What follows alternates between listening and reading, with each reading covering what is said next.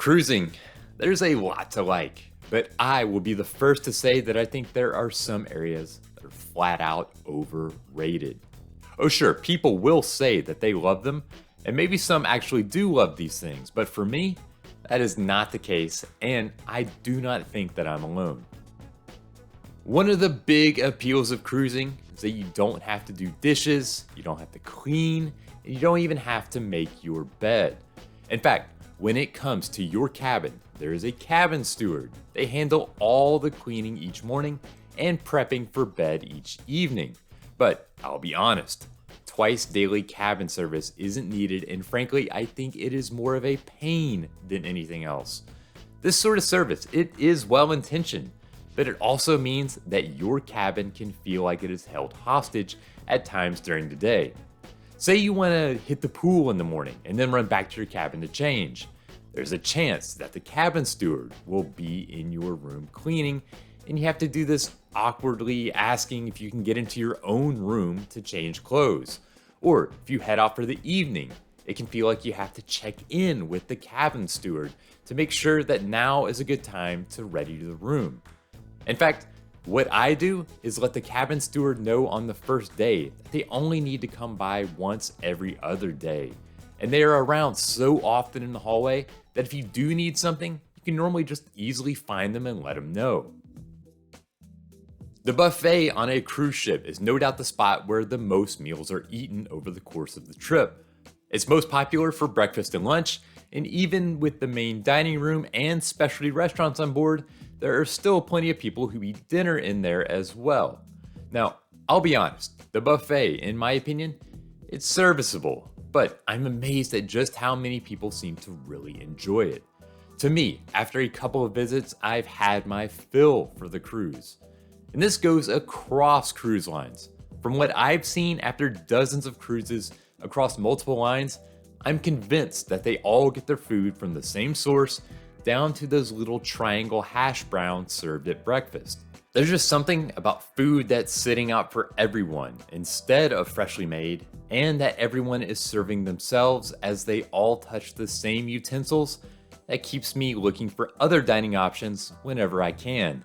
Yet, some people seem to love it. Okay, this one I know is going to cause some comments because I think it is just a personality difference. If you're the sort of person who loves to let loose, hop in line, and do the organized dancing on the pool deck during sail away, then yeah, you're gonna love it. However, for me, my personality is the exact opposite. I'm not a karaoke singer. I'm not the sort of person who volunteers to get on stage during a show, and I am not the type that's going to line up with strangers and do line dances or conga lines around the cruise ship. Now this one I am actually a little conflicted about. The line dances and things like that, they're definitely overrated to me and not something I can quite understand. But I do enjoy the feeling that they give the ship. It definitely makes the atmosphere feel more fun, so it's something that I like having around, but do not ask me to join in. Staying on the pool deck, let's talk about those pools. It's another spot that I think is vastly overrated. So I love swimming. Seriously, it's like I'm 10 years old when I see a pool. I want to dive down, I want to do cannonballs, I want to see how long I can hold my breath. But I rarely swim when I am on a cruise ship. Don't get me wrong, the pools on the ship, they look awesome. And it is inviting to swim when it's hot and sunny in the Caribbean. But due to the weight of the water, those pools are also small relative to the size of the ship. So on a busy day at sea, the small size and the number of people around can mean that there's barely any elbow room. Instead of swimming, it's more like standing in warm water. And instead of a swimming pool, it's more like human soup.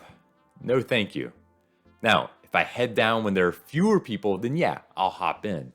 But in the middle of a sea day, likely not. If you ever sail a cruise line, then you're automatically part of that line's loyalty program. Here's the deal, for each night that you sail, you earn a point. And the more points that you earn, the higher status you get and the more benefits that you earn. But I've always thought that those benefits are fairly mundane until you reach extremely high status that takes literally hundreds of nights of sailing. For example, With Royal Caribbean, you need to have Emerald status, which takes 55 nights of cruises before you can even get some water and a snack as a welcome gift. And to get priority seating in theater, it takes Diamond Plus status, which comes in at 175 nights. It takes 700 points, or roughly 2 years at sea, before you earn a free cruise.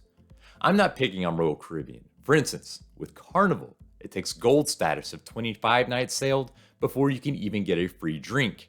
And even then, it's only good for the last night of the cruise after 5 p.m. Sure, some benefits are nice, but for most people, the amount of time and the money that the higher tiers take make it overrated in my opinion. Now, I don't want to give the wrong impression. Yes, there are some things that I find overrated on a cruise. But then there are things that I also don't think get near enough appreciation. I want to be sure to point out some of those.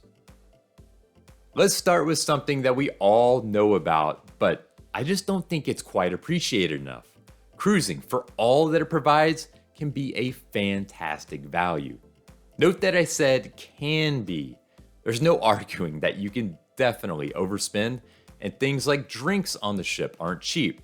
But in general, your room, food, transportation from port to port, and entertainment are all included in one price that's way less than what you'd pay if you were to do the same on a traditional vacation, and sometimes significantly less. While it was a special case, I just returned from a cruise for 5 days to Mexico aboard Carnival for around $250 all in. That's less than the cost of even buying a single plane ticket there, much less food, transportation between the ports, and entertainment. So when it comes to value, cruising is something that you just can't beat. Another thing that goes unappreciated, Alaska. If you mention cruising to someone, they no doubt picture a trip to the Caribbean with masses of people. But as you know, cruises travel all around the world. And while Alaska does get plenty of praise from people that have been, it's definitely not at the top of mind when someone thinks of what a cruise can offer.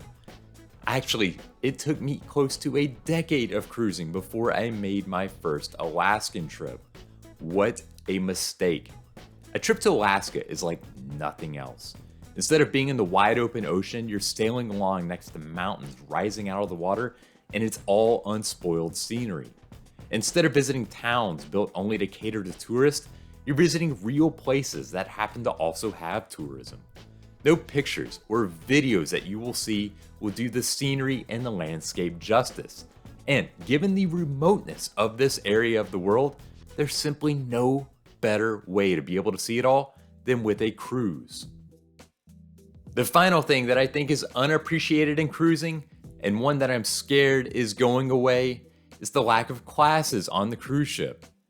Think about Titanic, and you know all about first, second, and third class passengers. That's not the case on a modern cruise ship. Whether you book the cheapest interior cabin or the highest in suite, you get access to everywhere around the ship, the same restaurants, the same activities, and the same shows. That's something that to me is pretty special, and not just because I'm the one in those interior cabins many trips. But I do worry that some of this is going away.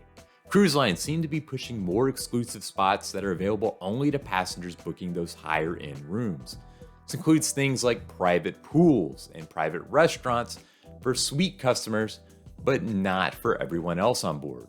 Hopefully, it doesn't go too far.